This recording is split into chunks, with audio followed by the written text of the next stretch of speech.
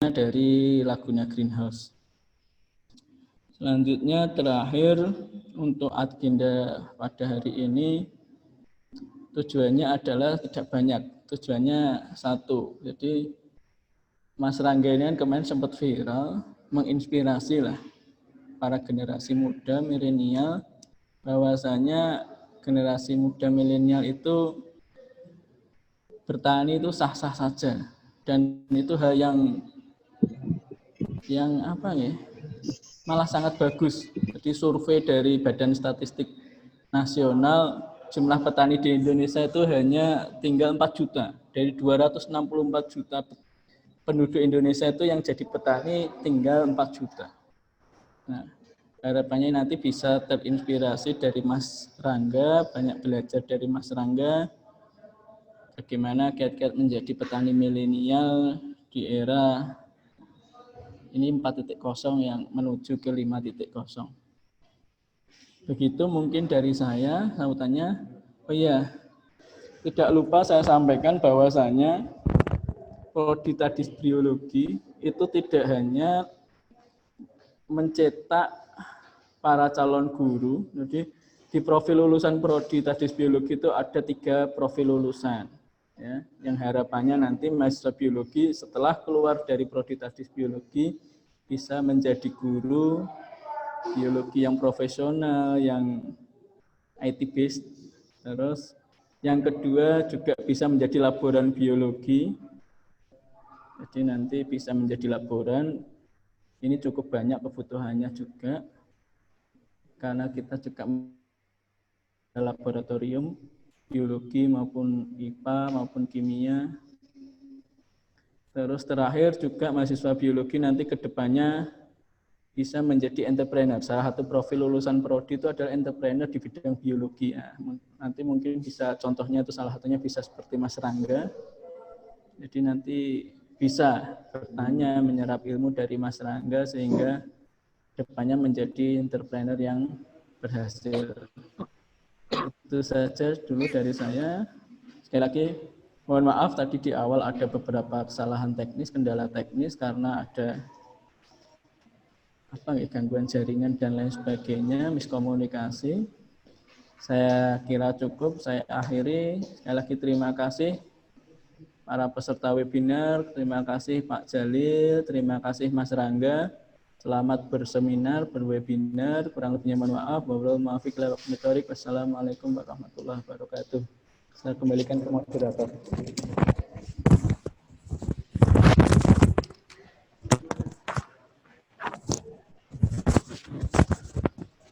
Baik.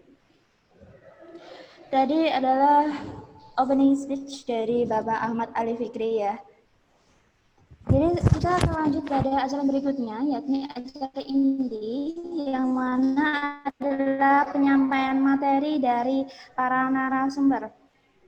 Nah, sebelum penyampaian materi, saya akan menyampaikan sedikit pengantar yang mana diharapkan seluruh yang hadir dalam seminar kali ini untuk memperhatikan dan mengikuti dengan sebaik-baiknya.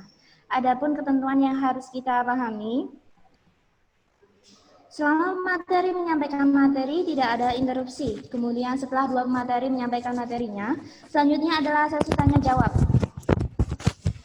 Kemudian sebelum materi pertama menyampaikan materinya, saya akan membacakan kurikulum vitae dari beliau, yakni Bapak Muhammad Jalil secara singkat. Beliau lahir di Gerobokan 10 Juni 1987. Alamat rumah sekarang yakni di Jongke, Tengah Melati, Sleman, Yogyakarta. Alamat email mij.cek@gmail.com. Nomor HP boleh dicatat 085640985661. Kemudian education background beliau pernah menempuh pendidikan di TK Dharma Wanita 3, kemudian selanjutnya beliau meneruskan di SDN 3 Sembung Harjo, kemudian beliau melanjutkan di SMPN 1 Pulau Kulon, kemudian dari tahun 2002 sampai 2005, beliau melanjutkan di SMAN 1 Pulau Kulon, kemudian beliau juga menempuh S1 Pendidikan Biologi di UNES Semarang, kemudian beliau melanjutkan pendidikannya S2, dia mengambil pendidikan IPA, konsentrasi biologi, di UNES Semarang juga. Kemudian sekarang ini beliau merupakan mahasiswi yang mengambil jalur doktor di biologi UGM. Kemudian untuk pengalaman working experience-nya, beliau juga pernah menjabat sebagai guru biologi SMA Juwita Nasional Plus Batam. Kemudian beliau juga pernah menjabat sebagai guru SMP Nurul Muhajirin Batam. Beliau juga pernah menjabat sebagai koordinator laboratorium IPA SMP Nurul Muhajirin Batam. Beliau juga pernah menjabat sebagai koordinator kesiswaan SMP Nurul Muhajirin Batam. Kemudian beliau pernah menjabat sebagai pembina OSIS di SMP Nurul Muhajirin Batam, sekaligus sebagai guru IPA Fisika Kimia di SMK Raudatul Sadiah Semarang. Dan tahun 2016 hingga sekarang beliau adalah dosen IAIN Kudus. Kemudian mengenai profesional experience, beliau merupakan seorang penulis artikel populer. Beberapa artikelnya sudah pernah muncul di surat kabar ya. Salah satunya adalah artikel tentang Ramadan dalam kacamata biologi yang dimuat dalam Suara Merdeka pada tanggal 8 Juni 2016. Kemudian dia juga pernah menjabat sebagai juri dalam kegiatan Festival Tarbiyah yang diadakan oleh HMJ Tarbiyah Stein Kudus pada tanggal 2 sampai 5 Mei tahun 2017 di kampus Stein Kudus. Kemudian beliau juga mempunyai language skill yang mana bahasa Indonesia dan bahasa Inggris. Beliau juga sering menghadiri seminar, konferensi, training, dan scholarly presentation. Tidak perlu saya sebutkan karena ini poinnya banyak sekali. Begitu banyak hal tentang beliau yang sangat hebat. Jadi kita langsung saja mendengarkan pemaparan beliau tentang bagaimana sih teori tentang tanaman melon apabila kita kaji dari sudut pandang botani. Waktu dan tempat kepada Bapak Muhammad Jalil saya persilahkan. Halo, Ustaz. Dengar Mas? Dengar ya?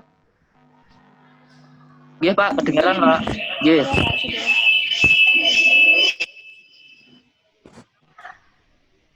Iya Pak, kedengaran Pak. Oke.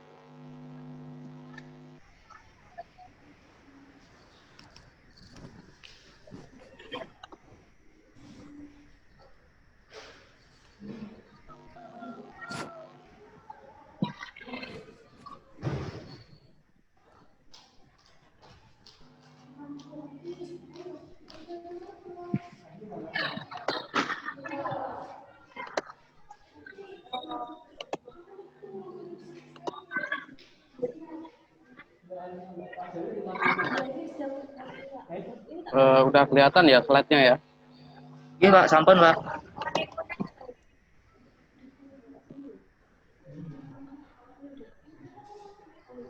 Oke.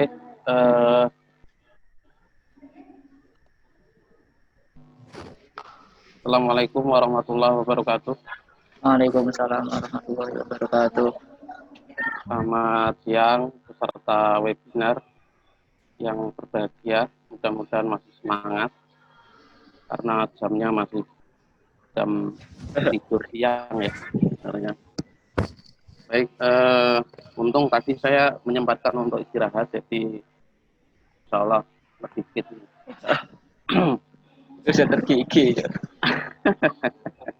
Baik, ini kayaknya saya agak grogi. Baik, pertama saya ucapkan terima kasih kepada mahasiswa KKN Tadris Biologi IAIN Kudus kelompok 84 yang sudah berjuang menyiapkan segala persiapannya. Terus yang kedua, saya ucapkan terima kasih kepada Bapak DPL, Bapak Fikri, sekaligus Kaprodi Tadris Biologi IAIN Kudus yang sudah mempercayakan saya. Sebenarnya rapat pantes aku akan ngomong tentang melon ini, cuma karena memang kajian saya di S3 ini tentang sistematika, mungkin saya nanti akan minta izin kepada Mas Rangga selaku praktisi melon ya, ahli permelonan Indonesia. Jadi kalau saya hanya berdedikasi sebagai penyampai tentang botani. Jadi paling tidak nanti mudah-mudahan dari penyampaian saya nanti bisa sedikit merangsang lah pengetahuan tentang melon. Sekali lagi saya ucapkan terima kasih kepada seluruh panitia, kepada DPL, kemudian kepada Mas Rangga selaku narasumber pertama, yang sudah menyempatkan waktunya di tengah kesibukannya. Tentu kita akan tunggu kita nantikan ilmunya ya, bagaimana cara menanam melon dengan metode greenhouse tentu. Baik, saya di sini hanya sebagai narasumber kedua, jadi hanya menyampaikan tentang botani tanaman melon. Jadi next.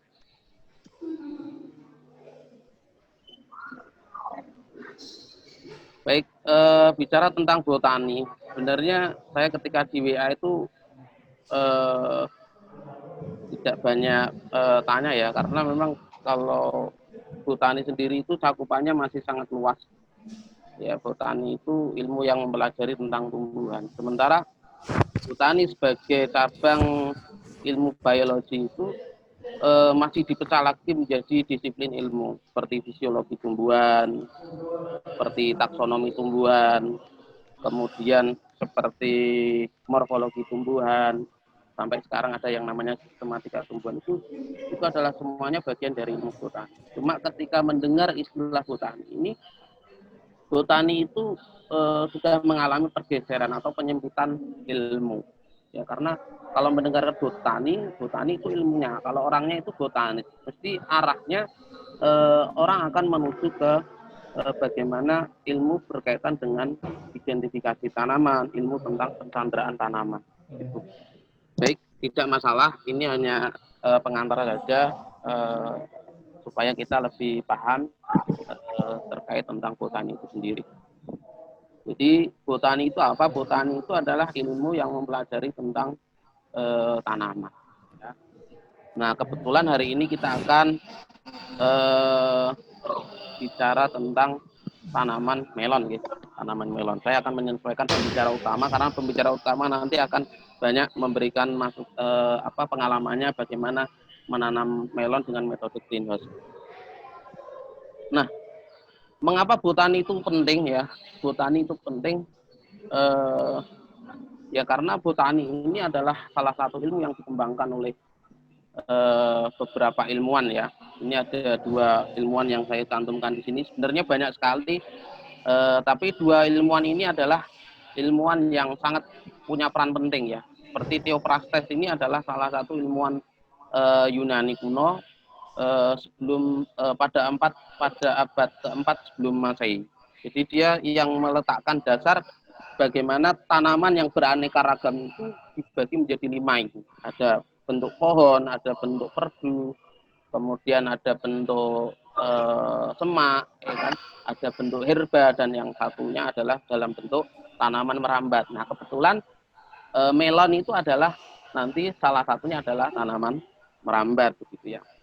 Kemudian Gaspar Bauwin ya. Gaspar Bauwin itu adalah salah satu ilmuwan taksonomi yang sangat penting tapi tidak dikenal oleh banyak orang. Lebih dikenal orang-orang untuk anak-anak SMA itu Carolus Linnaeus. Jadi ketika belajar SMA pertama kali yang dikenalkan adalah Carolus Linnaeus dengan penemuannya sistem tata nama ganda.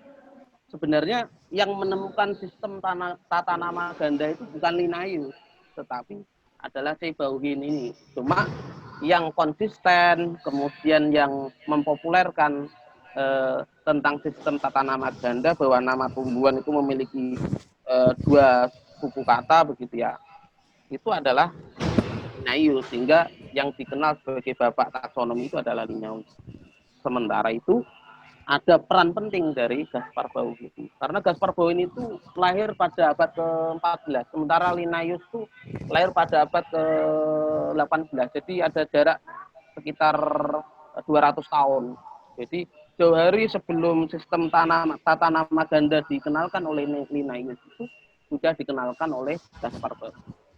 Nah, baik, ini hanya cerita sejarah biar kita paham ya. Kemudian kenapa botani penting ya? Karena dengan adanya botani ini paling tidak akan membantu seorang calon petani ya, calon petani melon ya tentunya, ini untuk mempermudah proses pemeliharaan tanaman, kemudian usaha peningkatan batang, pemeliharaan buah, serta penyusunan sebuah strategi agribisnis. Apalagi melon ini adalah salah satu tanaman cultivated Apa itu tanaman cultivated? Yaitu tanaman budidaya. Sehingga nanti ketika kita paham betul beberapa kultivar atau beberapa varietas melon, nanti kita bisa kita pilih, kita sesuaikan. Kira-kira pakarnya di lapangan itu melon jenis apa yang mau kita tanam. Nah, itulah pentingnya botani. Next. Nah, coba sekarang ini ada kuis dari saya, tapi nggak berhadiah. Ya, ini untuk lucu-lucuan aja. Melon itu termasuk tanaman dikotil atau monokotil? Silakan dijawab di chat ya. Nanti yang menang, yang benar dapat hadiah dari panitia ya. Hadiah jempol. Silakan di chat ya. Melon itu termasuk tanaman dikotil atau monokotil? Tanaman berkeping 2 atau berkeping 1? Ini hanya untuk ingat-ingat dulu pelajaran SMA. Ya, silakan dijawab. Oke. Mudah-mudahan nanti jawabannya sama ya. Pak Kaprodi boleh menjawab ya.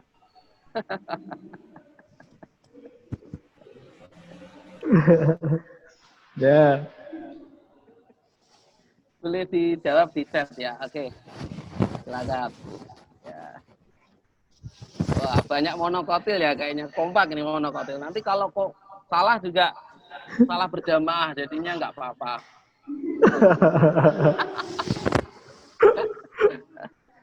Salah berjamaah, nggak masalah. Baik, kita lanjutkan sambil jalan. Silakan dijawab ya. Next panitia. Baik. Nah, ini klasifikasinya. Jadi melon itu adalah salah satu kingdom plantae. Plantae itu adalah tumbuhan. Ya, kalau kita ingat sistem Whitaker dengan 5 kingdom itu, jadi yang namanya melon itu dikelompokkan ke dalam kingdom tumbuhan. Kemudian divisinya adalah Magnoliophyta, ya, Magnoliophyta, yaitu tanaman berbunga. Ya, nanti tanaman berbunga. Jadi justru nanti kuncinya adalah untuk mengembangkan melon itu adalah kuncinya adalah mengenali ya karakter bunga, khususnya bunga melon, karena nanti mungkin akan diajarkan oleh Mas Rangga bagaimana cara polinasinya ya. Jadi melon adalah tanaman berbunga. Kemudian kelasnya adalah ya. Jadi saya kelasnya adalah Magnoliophyta. Magnoliophyta itu adalah tanaman dikotil. Jadi jawabannya adalah tanaman dikotil. Jadi jangan tertipu ya, tidak semuanya tanaman dikotil itu memiliki batang yang besar, berkambium tidak. Tetapi dasar penentuan nama dikotil itu terletak pada keping itunya, berkeping 1 atau berkeping 2. Jadi ketika biji dalam bentuk biji dia akan membelah 2 atau tidak, gitu ya. Jadi dasarnya tidak dari batang. Meskipun batangnya besar, belum tentu dia dikotil. Ada batangnya besar, dia monokotil. Kan? Seperti tanaman misalkan kelapa. Gitu ya. Nah, termasuk melon ini adalah tanaman dikotil, tapi tidak batangnya jenisnya tidak berkayu. Dia tidak membesar. Kemudian ordonya adalah Cucurbitaceae. Kemudian keluar familinya adalah Cucurbitaceae. Kemudian jenisnya adalah Cucumis, kemudian spesiesnya adalah Cucumis melolineus L. Nah, ini yang kadang kala banyak teman-teman atau anak-anak, khususnya anak-anak SMA tidak suka belajar taksonomi ini karena dianggap ilmu hafalan. Nah, sebenarnya tidak. Saya sendiri tidak pernah menghafal nama ilmiah. Ya, tidak pernah menghafal nama ilmiah. Kita cukup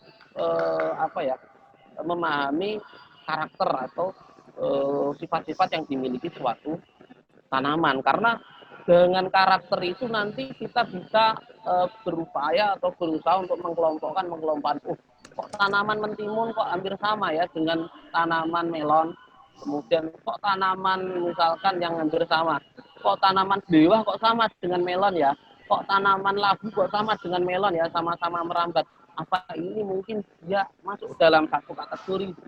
Nah itu sebenarnya harusnya guru-guru di sekolah itu harus diajarkan seperti itu, tidak terpaku pada nama ilmiah. Nah inilah yang kemudian perlu diluruskan ya.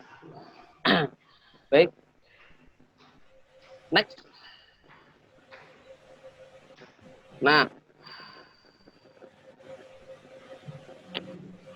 baik, sebelum menuki ke tanaman melon, saya akan memberikan pengantar tentang famili Cucurbitaceae ya. Jadi saya punya buku besar nih ya. Jadi ini namanya buku Flora of Java begitu ya. Buku Flora of Java itu dikarang oleh Bakker dan Van den Brink. Bakker dan Van den Brink itu mengkelompokkan Cucurbitaceae di Jawa itu ada 22 genus. Ya. Ada 22 genus. Mungkin hanya beberapa genus saja nanti yang kita kenal ya. Ya, yang lain mungkin nggak tahu di mana sekarang, kemudian posisinya di mana, kita nggak tahu. Oke. Ada 22 genus. Nah, cucumis atau melon ini nanti bagian dari 22 ini. Sementara Profesor Gembong Citrosupomo ini dalam buku taksonomi tumbuhan ini maaf salah tulis ya. Ini bukan bangsa tapi keluarga. Keluarga Cucurbitaceae di dunia terdapat 800 jenis dan kurang lebih 100 marga. Di dunia ada 100 marga, sementara di Jawa itu ada 22. Jadi 22 per 100. Ini data yang saya ambil dari buku Flora of Java dan dari bukunya Prof. Gembong. Next. Kemudian dari bukunya Van Steenis. Van Steenis itu salah satu ahli taksonomi tumbuhan. Dia orang Amsterdam yang pernah bekerja di LIPI begitu ya. Itu mengkelompokkan Cucurbitaceae dari 22 itu yang paling populer itu ada 6. Mungkin kalian sudah pernah kenal yang namanya tapasan. Kemudian mentimun.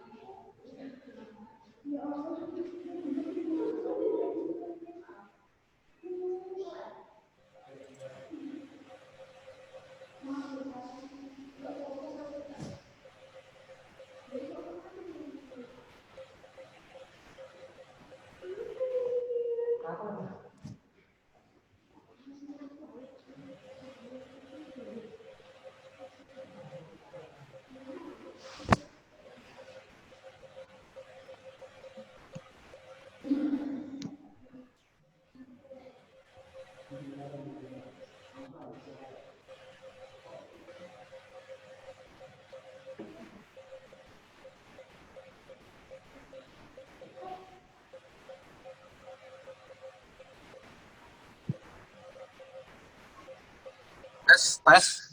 Masuk? Nggih, Masuk, masuk, Mas? Pak. Oke, maaf, maaf ada gangguan. Baik, saya lanjutkan. Dari Steenis tadi itu ada 6 yang populer.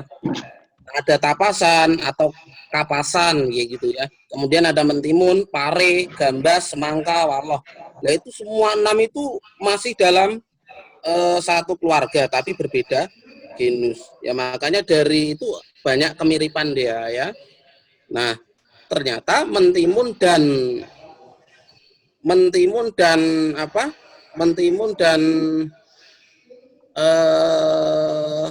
melon itu masih dalam satu genus, masih dalam satu keluarga Cucumis.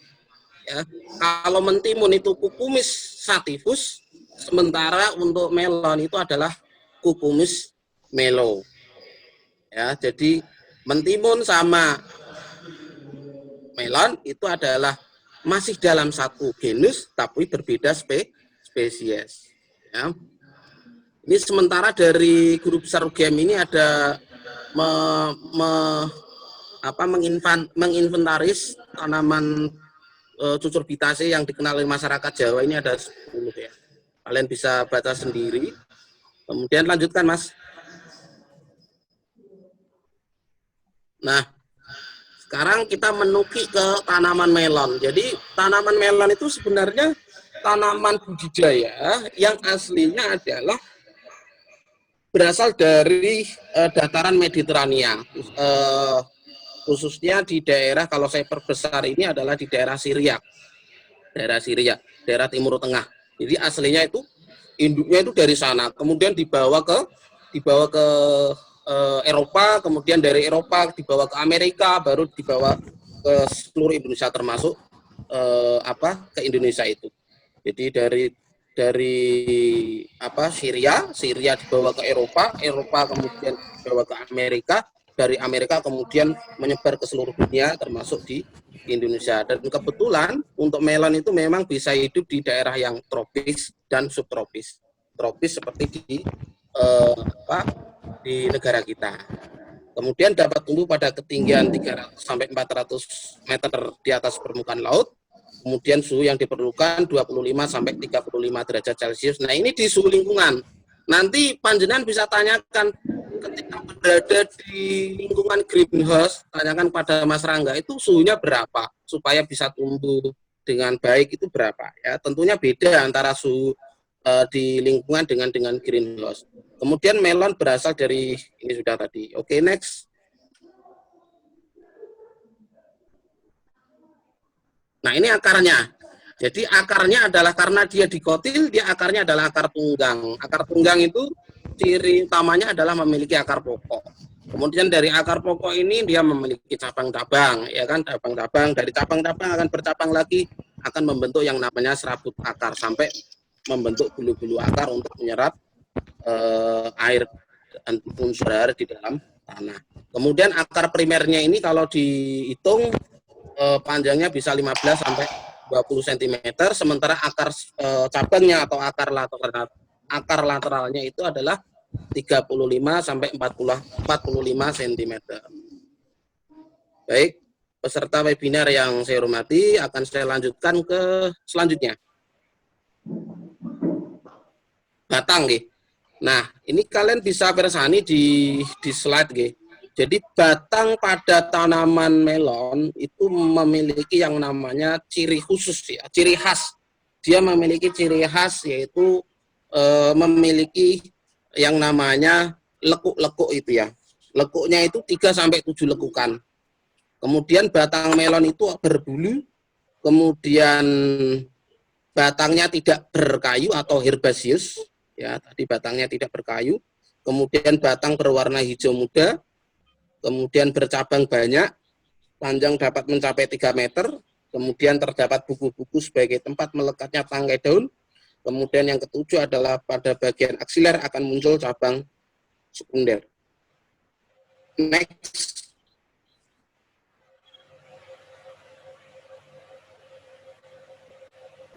Next slide. Oke, daun. Nah, ini daun dari tanaman melon, ya. Jadi tanaman melon memiliki daun berbentuk menjari, kemudian berlekuk moderat, ya. Jadi dia punya toreh begitu ya, tapi dia agak moderat, agak tengah. Jadi lekuknya itu tidak terlalu sinusnya tidak terlalu lancip begitu ya. Dia moderat seperti lingkaran bersudut. Kemudian panjangnya 10 sampai 20 cm. Jadi kalian bisa bedakan itu antara abaksial dan adaksialnya, itu yang bagian permukaan bawah itu sangat terlihat ya. Jadi bentuk menjarinya, tulang-tulangnya berbentuk menjari itu sangat terlihat. Kemudian lanjut.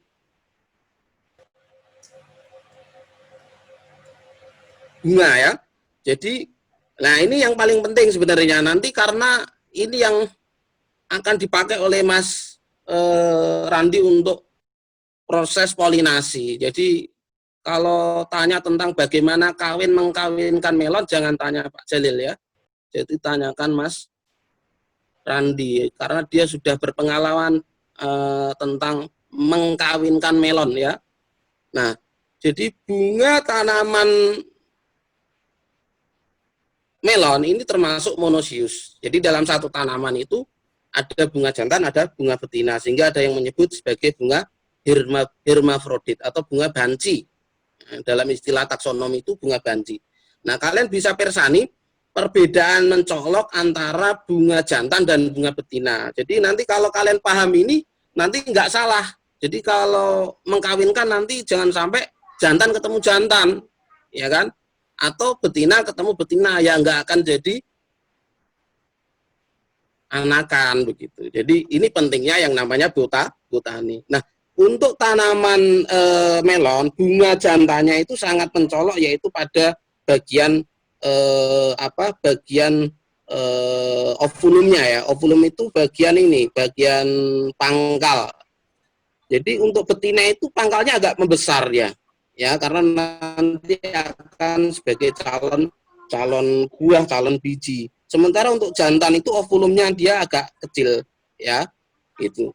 Kemudian letaknya, untuk letaknya itu biasanya bunga jantan biasanya terletak pada setiap ketiak atau aksiler daun melon. Sementara bunga betina terletak pada batang cabang sekunder atau tunas pada ketiak daun. Ya, nanti bisa tanyakan lebih spesifik kepada Mas Rangga. Jadi tidak salah mengkawinkan. Salah ya nggak jadi, ya kan? Lanang ketemu lanang rak mungkin jadi. Wedok ketemu wedok rak mungkin. Kudune lanang ketemu wedok. Lanjut.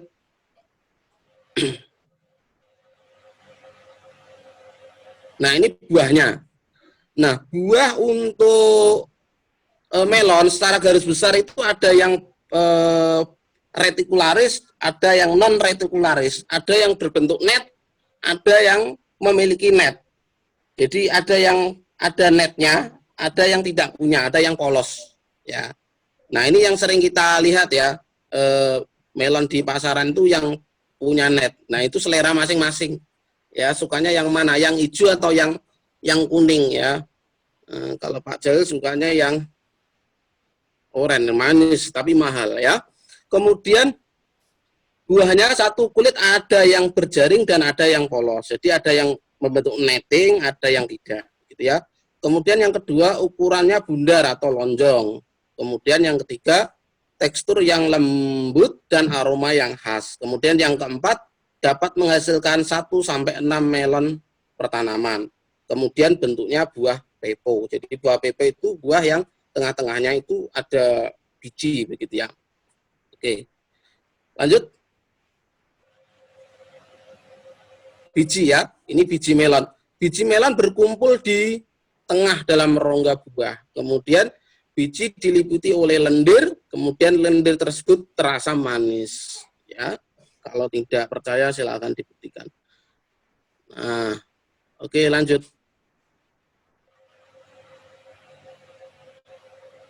Nah, ini ya, keragaman genetik melon, ini penting. Jadi, keragaman genetik melon. Jadi, kalau bicara tentang keragaman genetik, jadi budidaya tanaman melon itu kan sudah sangat luar biasa ya. Di beberapa negara itu sudah mengkawinkan antara subspesies A dengan subspesies B akan jadi ini. Dari anakannya akan dikawinkan lagi terus dan seterusnya.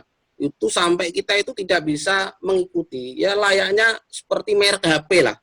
Ya kita belum sampai beli HP yang baru, sudah keluar HP merek baru. Seperti melon juga begitu. Jadi para ahli-ahli melon itu, termasuk Mas Rangga mungkin nanti akan mengembangkan beberapa melon yang mungkin beda dengan apa yang saya tampilkan di sini. Seperti cantaloupe, ini cantaloupe itu yang paling terkenal, melon kuning. Kemudian Hanede, ada Crenshaw, Galia. Ini semua hasil budidaya, tapi nama ilmiahnya tetap sama, Cucumis melo. Tapi itu hanya sebuah varietas saja, variasi di dalam spesies. Nah, subspesiesnya untuk melon itu ada 2, subspesies melo dan subspesies agristis. Ya, oke. Lanjut. Nah, ini sedikit promosi karena saya dari UGM. Ini salah satu promotor saya, jadi dosen pembimbing saya kebetulan ahli melon. Jadi mestinya ngundang ini. Wah, ini karena udah hebat profesor mestinya. Ini adalah pembimbing saya. Ini dia mengembangkan melon decouple ya. Jadi melon tapi ukurannya seperti apel. Ya, luar biasa ini profesor saya ini. Jadi memang dia sudah dari dosen muda mengembangkan melon, jadi mengkawinkan melon, ya hasilnya dia menghasilkan yang namanya melon decouple. Bahkan terakhir itu dia meluncurkan baby melon. Jadi baby melon itu ukurannya lebih kecil lagi, yaitu 250 gram. Dengan keunggulan buah ini kaya nutrisi, mengandung senyawa beta karotin, vitamin C, dan beberapa mineral. Kalau ingin kontaknya nanti bisa saya kasih, namanya Prof. Budi ya. Jadi Prof. Budi ini Dekan Fakultas Biologi UGM, dia ahli melon Indonesia. Nah, kebetulan promotor saya, jadi nanti kalau mau diskusi banyak tentang melon bisa menghubungi saya, nanti akan saya hubungkan ke Prof. Budi. Baik, next. Terima kasih, mohon maaf apabila penyampaian saya kurang berkenan, karena memang saya juga masih belajar, masih fakir. Apabila ada yang benar, itu datangnya dari Allah. Kalau ada yang salah, memang semata-mata dari saya pribadi. Saya kembalikan ke moderator. Assalamualaikum warahmatullahi wabarakatuh. Waalaikumsalam warahmatullahi wabarakatuh. Ya, baik. Terima kasih banyak kepada pemateri pertama kita, yakni Bapak Muhammad Jalil. Beliau telah menyampaikan materi tentang teori bagaimana tanaman melon lebih panjang dari segi botani. Bagaimana? Menarik bukan? Oke, sebenarnya apa kalian sudah tidak sabar untuk menunggu pemateri kedua kita, yakni ada Kak Stefanus Rangga Santoso? Ya, sebelum Kak Rangga saya persilakan untuk menyampaikan materinya, saya ingin membagikan profil singkat beliau. Jadi, beliau adalah founder dari Laguna Greenhouse. Ada yang tahu di mana Laguna Greenhouse? Tidak perlu jauh-jauh ya. Letaknya ada di Kudus. Lebih tepatnya di Jalan Lingkar Barat, Desa Pasuruan Lor, Kecamatan Jati, Kabupaten Kudus. Jadi beliau merupakan lulusan jurusan arsitek di Singapura. Kemudian beliau memulai bertani dengan teknologi greenhouse melalui hidroponik pada tanaman melon.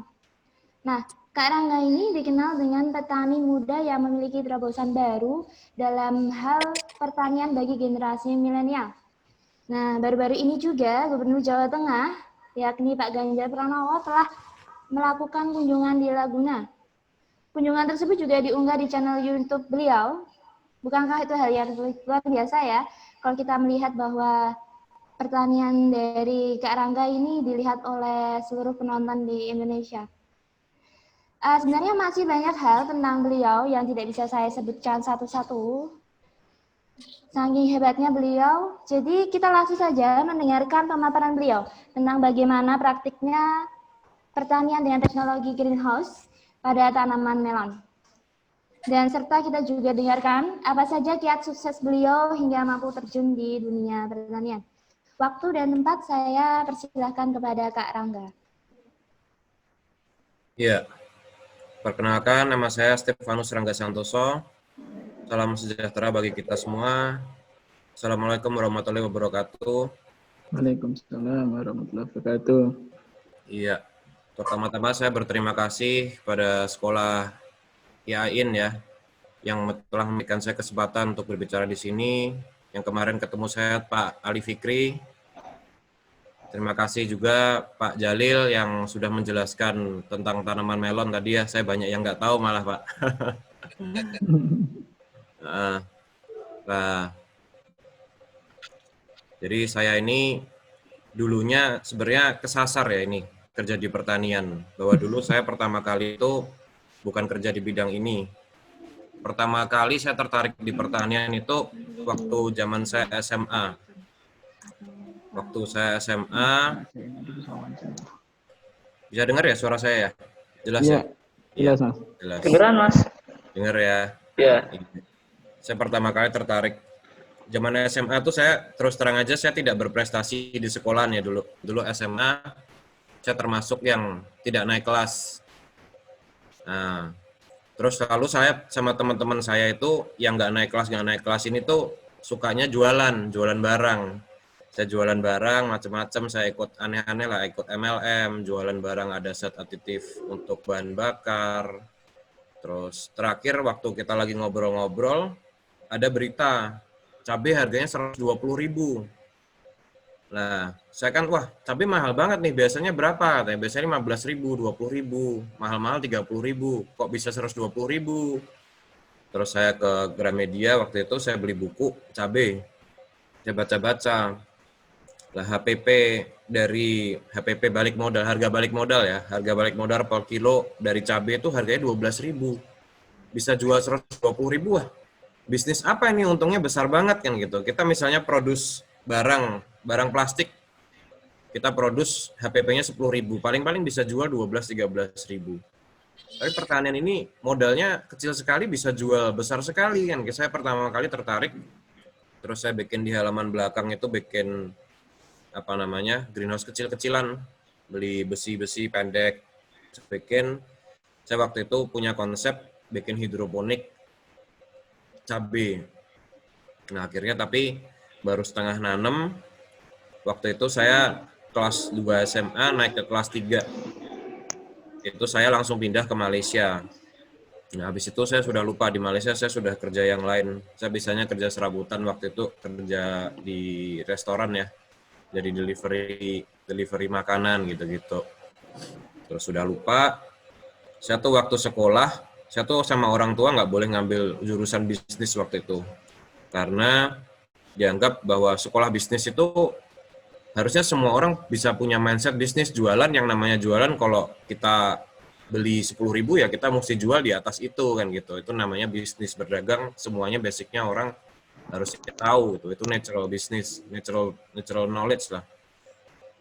Nah, dianggap bahwa saya tuh harus ngambil sesuatu yang berhubungan dengan kompetensi.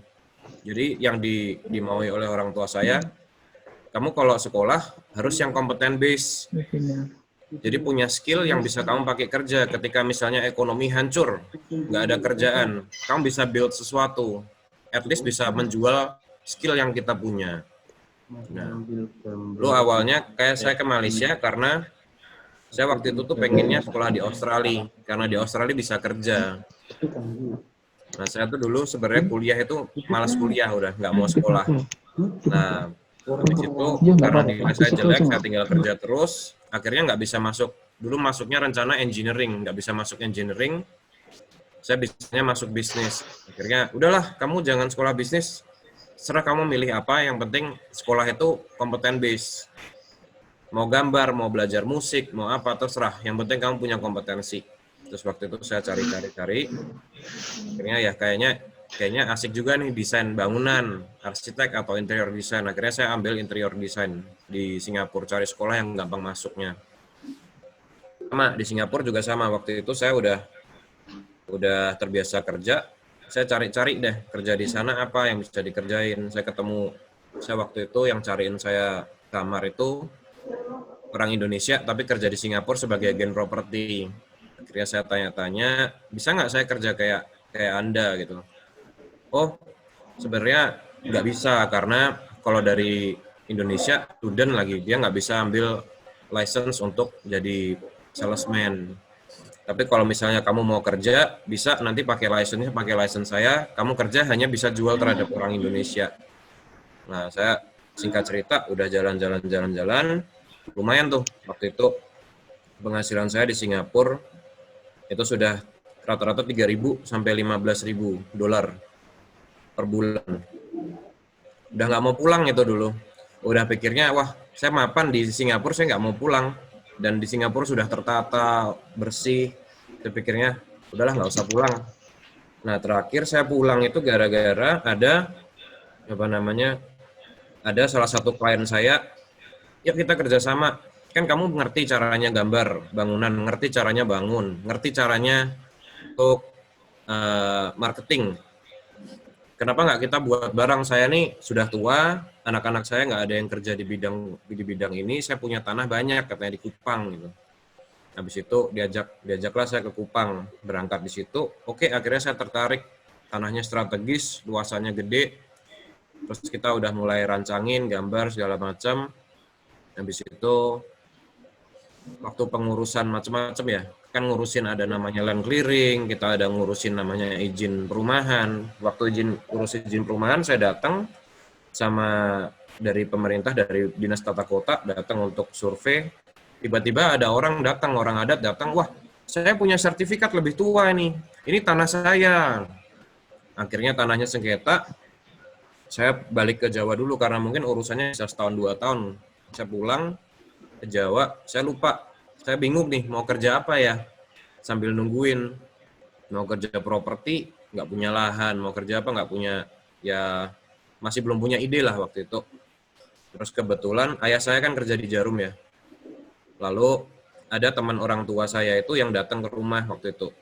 Namanya Pak Johan. Nah, Pak Johan ini tanya ya saya, soalnya teman SMA dulu mereka berdua. Pak Johan datang ke rumah saya, minta anaknya dimasukin ke Jarum, lulusan SMA. Terus karena tidak sanggup membiayai anaknya sekolah waktu itu. Nah, terus ditanya-tanya, singkat cerita ternyata beliau itu dulunya kerja pertanian. Dari tahun 94 beliau ini sudah di Wonogiri, bisnis tanaman tebu. Nah, jalan-jalan sampai akhirnya waktu itu di bawah kepemimpinan Bu Megawati ya waktu itu ya. Nah, beliau ini utang dana dari pabrik gula. Karena beliau ini kontrak waktu itu beliau itu nanam sekitar 180 hektar. Asetnya dijaminkan semua, dapat dana, tanam. Nah, waktu panen, waktu itu lagi ada impor gula besar-besaran sehingga harga gula itu jatuh. Kalau misalnya pabrik gula itu produksi akan rugi karena harganya terlalu rendah. Akhirnya tebunya beliau ini nggak dibeli, jatuhlah beliau.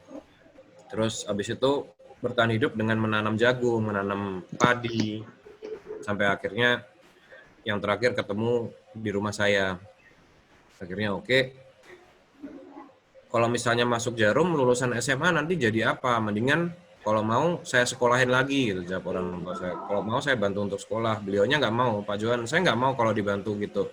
Tapi kalau misalnya mau invest di kerjaan saya atau mau involve di kerjaan saya, silahkan saja. Nah, singkat cerita, saya jadi ingat waktu itu, oh saya dulu pernah merintis pertanian, cuman nggak jadiin waktu itu, udah lupa. Habis itu sebelum memutuskan, saya cari-cari pertanian apa yang kayaknya prospek nih, yang harganya tinggi, menguntungkan. Dan waktu itu mindsetnya masih seperti itu, money oriented ya. Terus lihat, saya survei harga, saya jalan-jalan ke pasar, ke supermarket, terus lihat buku cara tanam macam-macam. Waktu itu ketemunya adalah bawang merah. Bawang merah nih kayaknya menguntungkan banget kan gitu. Terus waktu itu saya cari ini belajar di mana ya, di internet kan biasa ya di Indonesia artikel-artikel ini nggak komplit biasanya. Saya paling gampang ya belajar sama praktisi, sama petani. Tapi di mana? Semudah cari sentra bawang di Indonesia di mana? Waktu itu ada di Nganjuk, di Brebes, di Pemalang, Pekalongan ya. Nah, saya akhirnya berangkat ke sana, lihat-lihat, begitu ada sawah tanamannya bawang merah, saya berhenti. Saya tongkrongin di sana sejam, lihat-lihat. Waktu itu terus pasti ada petani yang datang itu tanya, "Bapak cari siapa?" Saya tanya, "Ini sawahnya siapa?"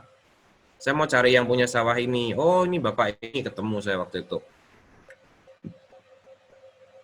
Nah, habis itu saya waktu mau belajar, saya tuh selalu bingung, petani ini ditanyain apa-apa itu nggak tahu. "Bapak nanam bawang, Pak, ukuran 1000 meter. Itu tanam itu biayanya berapa?" "Nggak tahu, Pak." "Bapak kalau panen itu hasilnya berapa banyak?" "Nggak tahu, Pak. Nggak punya data." Apa-apa tidak tercatat. Karena akhirnya saya yaudah memutuskan untuk cari petani yang baru mau tanam.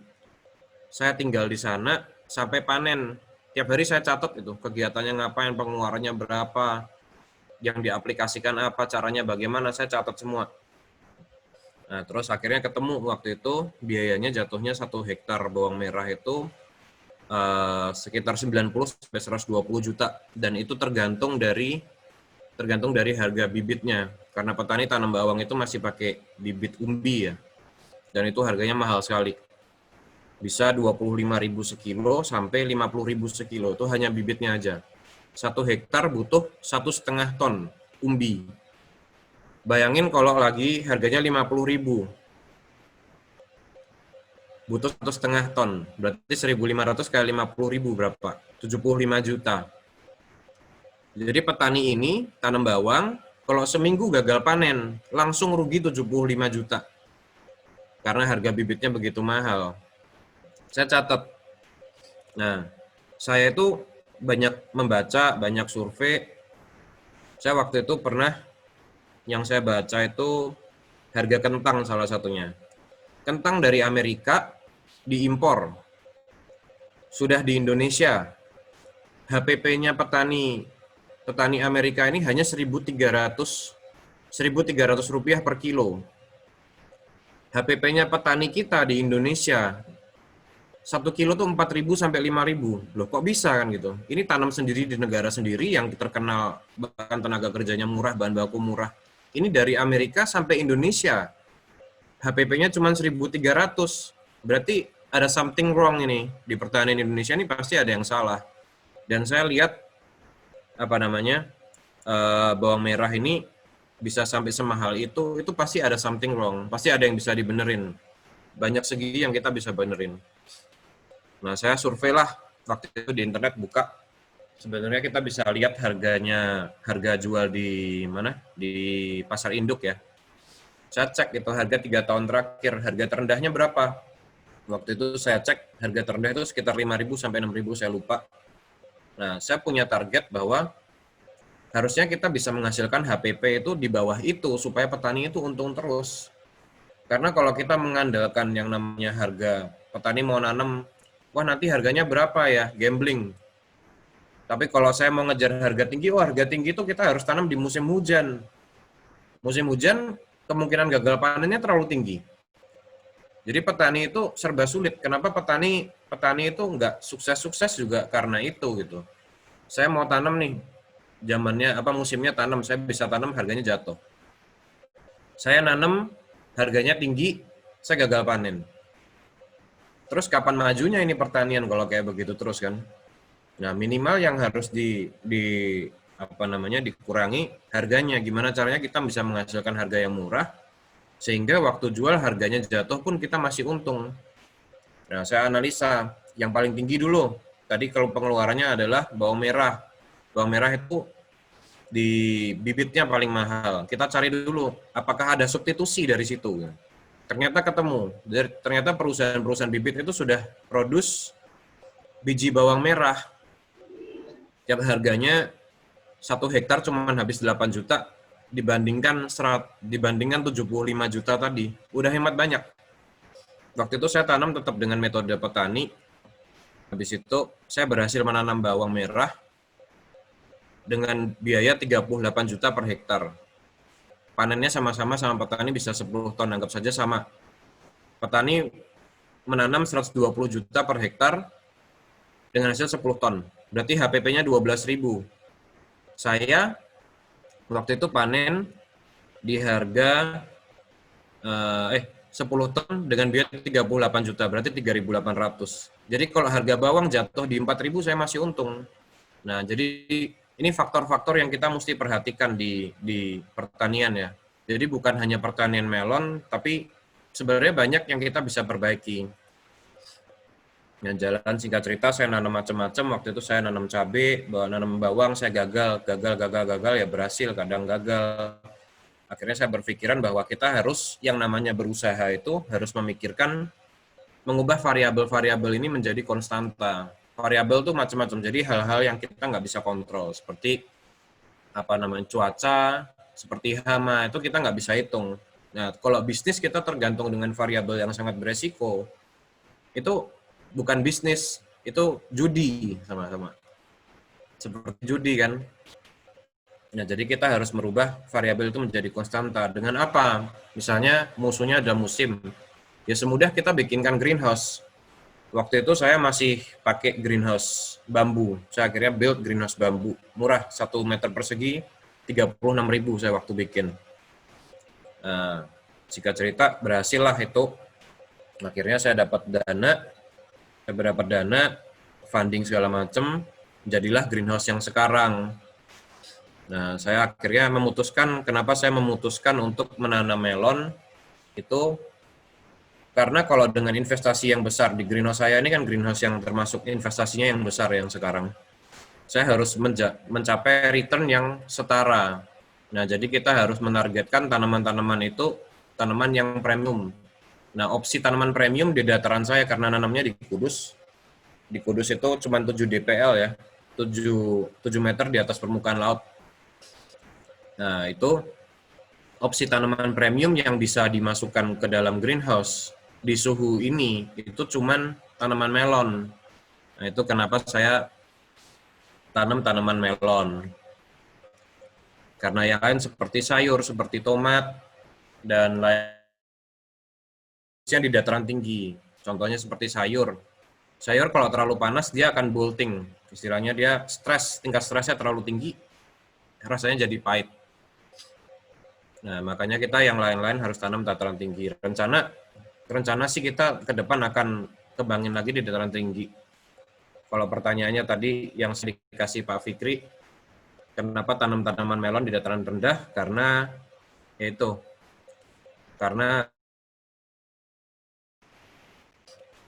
lanjut Pak, boleh kalau mau tanya-tanya Pak.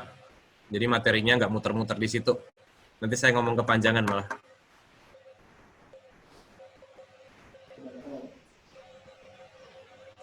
Ya, terima kasih ya Kak Rangga. Kami memiliki beberapa pertanyaan nih. Ada pertanyaan. Penanyanya adalah Heni Erlita Sari dari Lampung, Universitas Lampung. Jadi dia bertanya, mengapa Kak Rangga lebih memilih buah melon untuk dibudidayakan dengan metode greenhouse? Tapi sebenarnya sudah terjawab ya tadi ya. Iya, sudah terjawab. Iya. Kemudian masih dengan orang yang sama, ada tambahan pertanyaan. Motivasi apa yang membuat Kak Rangga mendirikan Laguna Greenhouse? Karena jika dilihat dari jenis studi yang Kak Rangga tempuh, terdapat sedikit korelasi antara ilmu arsitek dengan ilmu botani. Monggo silakan.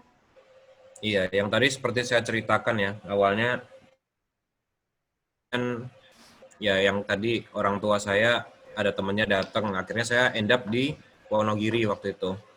Saya bertani di Wonogiri yang tadi nanam bawang, nanam cabai.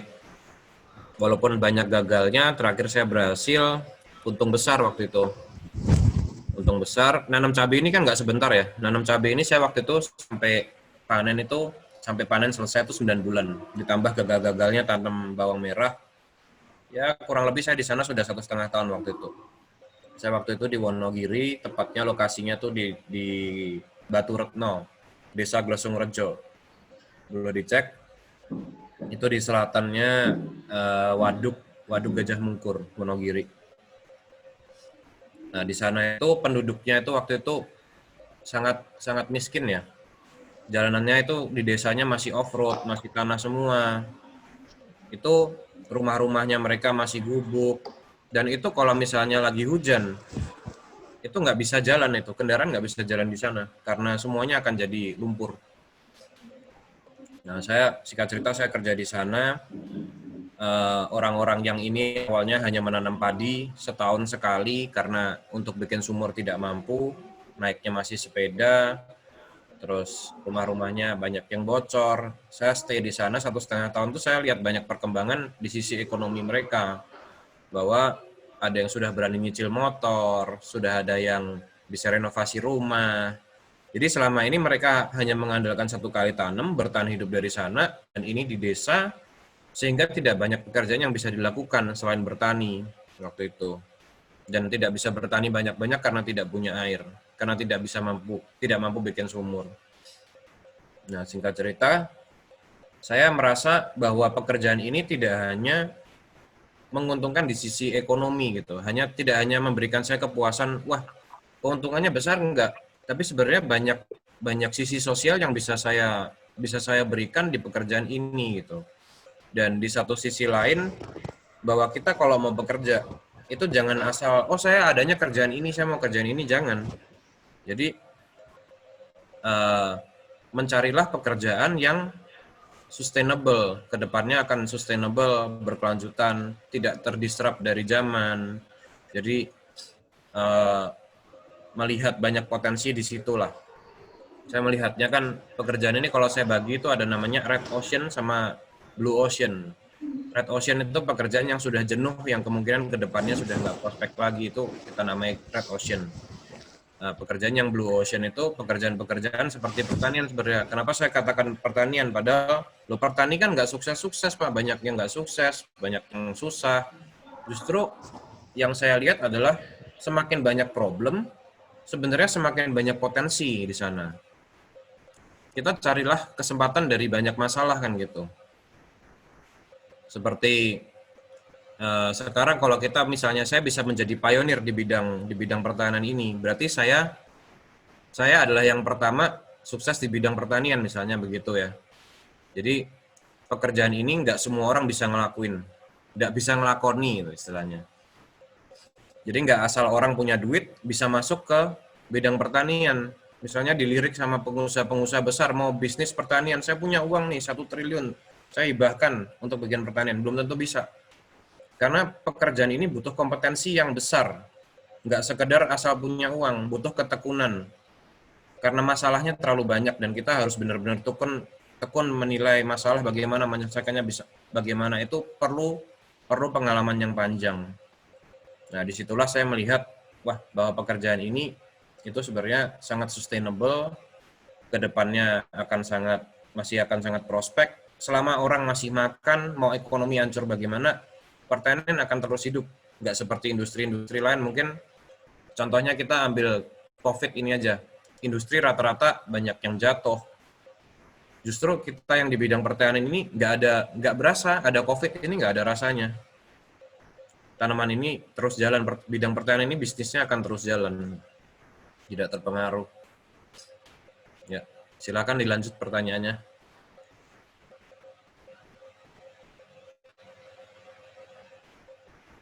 Halo Mbak, itu di commute kayaknya Mbak.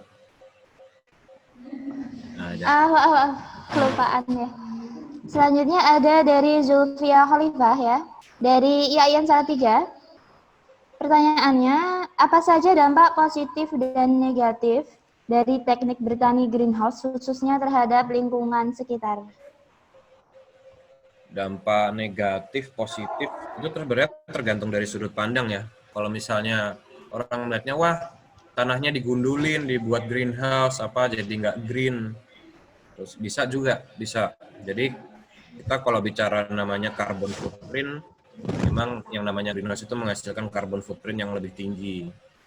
Tapi kalau misalnya dari segi, ini penyemprotan pestisida banyak di lingkungan, pupuknya pakai pupuk kimia, itu kan sebenarnya dampaknya merusak tanah ya, karena kita kalau tanam di greenhouse sekarang dengan sistem hidroponik, kita nggak berkontak langsung dengan tanah. Nah, impact-nya petani yang hari ini salah itu tidak pernah mengingat untuk mensuburkan tanah kembali.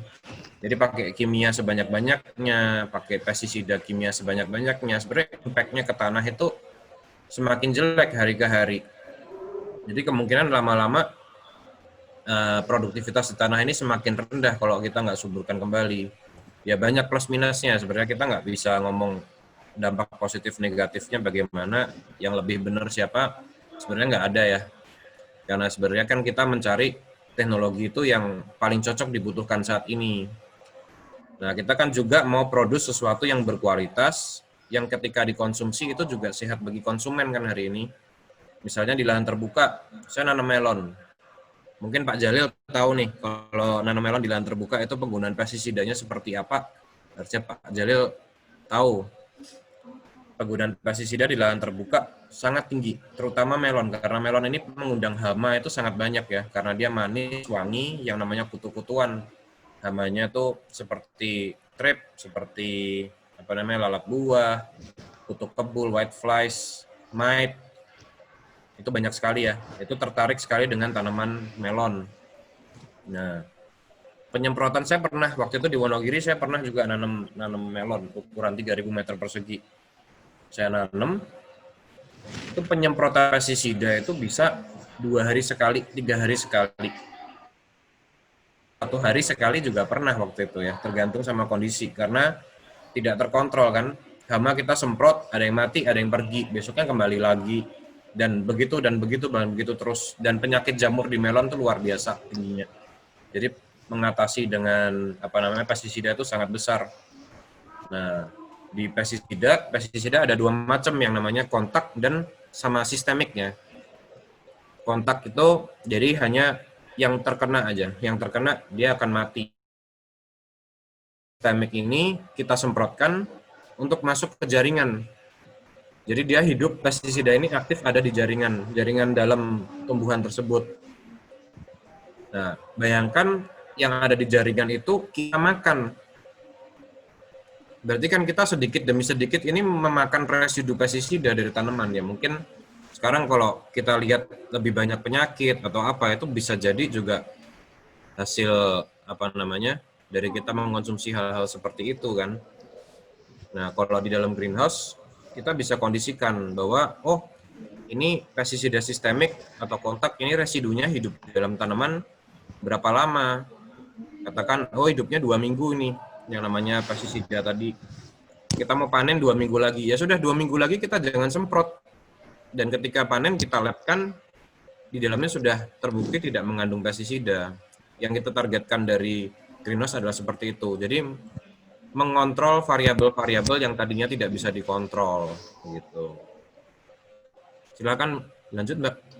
Iya, selanjutnya ada dari Fauki, Yayan Kudus. Apakah dalam bertani dengan metode greenhouse memerlukan perawatan yang lebih sulit daripada bertani secara konvensional? Lebih sulit, sebenarnya sulit tidaknya itu tergantung sudut pandang kita ya. Kalau kita yang tidak punya cara pandang ilmiah, ya akan lebih sulit karena segalanya ini dibuat presisi. Konsep kita greenhouse ini adalah precision agriculture ya. Jadi semuanya itu bisa dihitung. Jadi kalau petani-petani yang cara pikirnya, oh saya memberikan pupuk itu segini, 1 genggam. Kenapa? Karena alasannya wes kulino atau sudah terbiasa seperti ini, yaitu sulit. Jadi kalau kita yang bisa misalnya seperti sekarang ya mungkin anak-anak di sini yang lagi ikut webinar adalah anak-anak yang bisa berpikir ilmiah. Ukurannya itu nggak lagi 1 genggam, 2 genggam, berapa ppm, berapa gram, berapa kilogram, atau istilahnya kalau sudah pupuk itu kita hitungnya antara ppm atau EC yang kita namakan electroconductivity.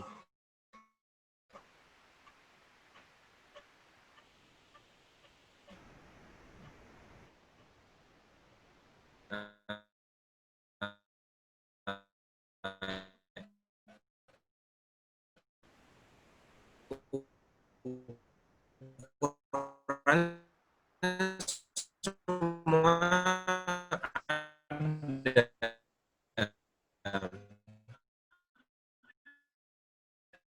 Kurnia Afrizal dari Pasuruan. Pertanyaannya, bagaimana cara beliau untuk membuat generasi milenial tertarik untuk bertani dengan teknologi greenhouse? Oke. Nah, itu saya dulu juga kenapa saya bertahan di pertanian, akhirnya saya meninggalkan dunia properti karena ya tadi salah satunya adalah memotivasi membantu punya pekerjaan yang punya impact sosial istilahnya begitu ya. Saya merasa saya bisa bantu orang banyak, tetapi waktu itu saya di Wonogiri itu tipe orangnya adalah orang yang kita kasih apa namanya? Oh, bayarannya 50.000 gitu ya. Saya dapat penghasilan 50.000. Oh, 50.000 saya bisa hidup 2 hari, saya besok nggak mau kerja. Ketika uangnya habis baru mau kerja. Waktu itu bahkan saya naikkan upahnya yang awalnya satu bulan itu petani kalau kerja full day ya, nggak ada bolosnya itu 1,5 juta, saya naikkan jadi 2,7 juta. Tapi modelnya borongan. Ditolak saya. Karena tahu Pak, kalau misalnya penghasilannya saya lebih tinggi, cuman saya kerjanya jadi berat. Jadi kalau Jawanya istilahnya kerjanya jadi rekoso. Gitu. Waduh kan kayak begitu susah ya. Terus kita mau usahakan apa kalau misalnya mereka udah berpikiran seperti itu? Saya waktu itu bantu dengan drip irrigation. Jadi mereka kalau nanam cabai, ini bukan lahan saya sudah pakai drip irrigation. Petaninya minta diajarin, saya biayai, saya berikan drip irrigation tadi, yang tadinya mereka tanam cabai, siram masih pakai gelas satu-satu dikocor, 1/2 hektar itu bisa butuh 4 orang, selama 3 hari baru selesai mupuk. Saya bantu dengan drip irrigation, hanya masukin pupuk ke tangki, diaduk, dicek EC-nya, dibuka keran, cukup 1 orang 3 jam sudah kelar, 1/2 hektar. 1 hektar juga sama.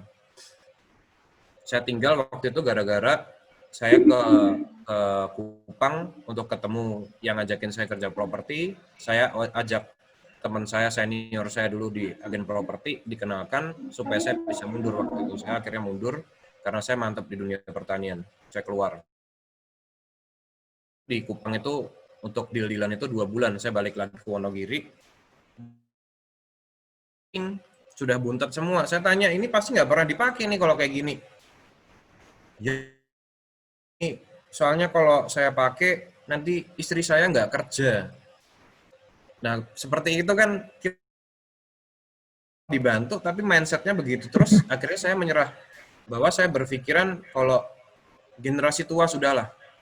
Kita mau bantu seperti apa kalau cara pikirnya selalu seperti itu. Kita ajarin apa. Pak, saya sudah 30 tahun nanam seperti ini. Ya, susah, berat. Jadi kita harus bentuk generasi-generasi muda. Yang tahun lalu tahun lalu saya dipanggil di Temanggung, saya seminar 500 orang petani yang datang. 500 orang petani ini yang anak mudanya datang itu hanya 8. Anak petani dari 500 petani yang menjadi petani hanya 6 orang.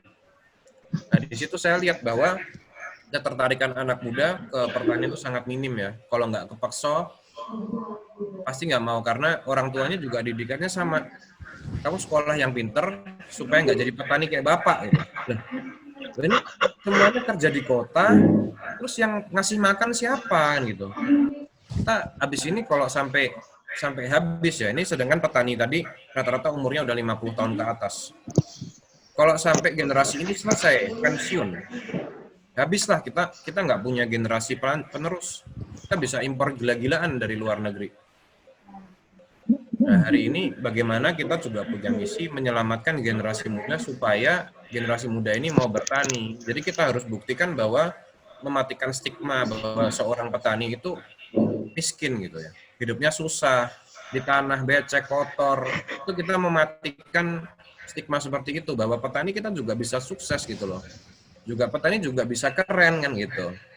Bahwa ini pekerjaan yang sangat prospek yang kedepannya akan terus jalan dan kita hari ini harus lihat bahwa bagi yang belajar, bagi yang tahu ya, kita sekarang di industri 3.0 yang akan berubah menjadi industri 4.0. Apa sih yang berubah dari industri 4.0 ini? Industri 4.0 ini mendisrupt istilahnya merubah tatanan industri dunia. Karena adanya internet, karena adanya platform online, toko online, semuanya akan berubah. Industri yang awalnya raksasa, yang mass production ya, istilahnya bikin baju, satu model, 1 juta piece, 1000 piece, 200.000 piece, itu akan berubah. Karena hari ini yang berubah supply chain-nya ya. Jadi dari pabrik jual ke distributor besar ke distributor daerah ke toko ke end user. Ini karena online ya, karena perubahan 4.0 ini akan habis, akan lebih dekat, ini end user, ini pabrik. Nah, ketika ini berdekatan, yang tadinya karena ini ke distributor, item produksinya ribuan, jutaan, nggak ada kan end user mau beli baju kan nggak. Bos produksinya ya satu-satu. Saya maunya baju ini, besok saya maunya beli baju yang lain lagi. Jadi perusahaan yang tadinya mass production itu akan berubah menjadi mass customization. Karena tidak ada lagi produksi massal besar-besaran. Bentuk perusahaan akan berubah. Dan hari ini yang tidak akan berubah adalah pertanian, karena pertanian tidak bisa customize. Mau efisien ya harus diproduksi dengan jumlah yang sangat besar. Hanya bentuk pertaniannya yang kita mesti rubah. Jadi yang awalnya kita tergantung dengan banyak hal, dengan variabel. Kenapa nggak kita jajali dengan teknologi, supaya teknologi ini membantu kita merubah stigma tadi petani yang awalnya susah menjadi petani. Wah, petani ini pekerjaan yang diimpi-impikan dengan begitu. Bahwa sebenarnya kalau mau hitung-hitungan bisnis ya, margin di pertanian itu sangat besar. Kalau mungkin anak muda itu tergiurnya itu Pak Fikri, tergiurnya sama penghasilannya berapa. Kalau yang tadi mungkin produksi baju 30.000, jualnya paling berapa? 40.000 kan gitu. Kalau pertanian itu produksi harga 4.000 bisa jual 40.000. Bener. Hari ini petani kalau jual melon, saya dulu kan pernah juga di lahan terbuka, diambil tengkulak pasar. Harga melon cuma 6.000 sampai 8.000 tergantung grade. Berarti HPP-nya kan di bawah itu ya, di bawah 6.000 aja udah untung loh. Saya hari ini jual paling murah itu 30.000. 30 range-nya 30.000 sampai 60.000 per kilo. Setiap panen saya kira-kira dapat 16 sampai 18 ton setiap 20 hari. Nah, itu yang kiranya kalau misalnya anak muda mau semangat mungkin hitung-hitungan dulu nih, Pak. Nanti Iya, baru benar. reportnya mengikuti kan gitu. Tapi yang jelas ini akan dibutuhkan gitu. Hari ini pekerjaan ini akan sangat dibutuhkan dan kita di Indonesia ini pertanian masih sangat terpuruk. Ayolah kita jadi anak-anak Indonesia yang memanfaatkan kita punya sumber daya alam yang sangat kaya ini, kita rubah menjadi kebanggaan kita. Nggak sekedar petani miskin tuh cuma di Indonesia gitu. Kita ke Vietnam, ke Thailand, tetangga kita, Malaysia aja tuh petani-petani itu hidupnya makmur, Pak. Iya. Ya kan kita di Indonesia nih petani susah yang ngomel ya cuma di Indonesia. Nah, kita makanya mesti rubah pelan-pelan dari cara pendidikannya, kita rubah menjadi kompeten based spesialis, yang tadinya general knowledge, semua dipelajari. Kita coba pendidikannya kita rubah jadi satu spesialis tanaman saja. Misalnya tanaman melon, saya lulus sebagai ahli tanaman melon, saya bisa tanam, produktivitasnya saya bisa tingkatkan segini. Minimal pasti banyak, nggak punya modal misalnya, keluhannya, wah pas saya mau bikin nggak punya modal. Dengan kompetensi yang ada, hari ini itu pengusaha besar yang duitnya banyak yang mau masuk pertanian itu sangat-sangat banyak. Sangat banyak. Kalau Anda punya kompetensi bisa buktikan, Anda punya rancangan bisnis yang bagus, proposal bisnis kasih. Saya yakin 100% dibiayain. Saya hari ini seminggu yang lalu saya dapat dapat investor. Saya lagi take over kebun seluas 2.400 hektar di Jawa. Itu perkebunan buah pohon keras. Itu nggak pakai duit saya, Pak. Duit investor kan gitu. Jadi hari ini yang kita butuhkan ya kita buktikan bahwa kita punya kompetensi, kita bisa, yang mau danain tuh banyak. Jadi nggak usah pusing, bingung, saya nggak punya dana ini segala macam. Buktikan kamu punya kompetensi. Dimulai dengan kecil-kecilan dulu, saya tanam apa yang kamu bisa, silahkan gitu. Dan jangan pernah berhenti belajar gitu, karena teknologi itu nggak akan pernah habis. Nggak akan habis lah istilahnya. Kita sampai mati belajar ilmu ini nggak akan pernah habis.